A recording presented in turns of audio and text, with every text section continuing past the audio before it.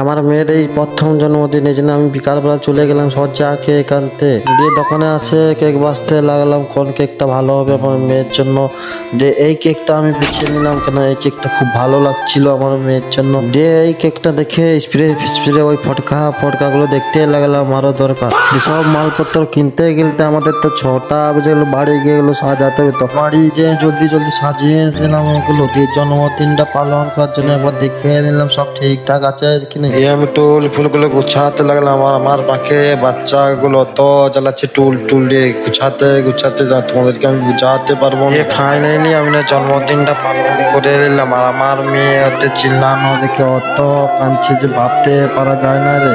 আর সবাই এত চিল্লাচ্ছে যে আমার মেয়ে ভয় কে অত কাঁদা কাঁদি স্টার্ট করে দেয় খুব জোর। আমার মেয়ে ভয় খেয়ে অত কাঁদছে যে ভাবা যায় না। তোমরা ভিতরে লাশ পর্যন্ত থাকো।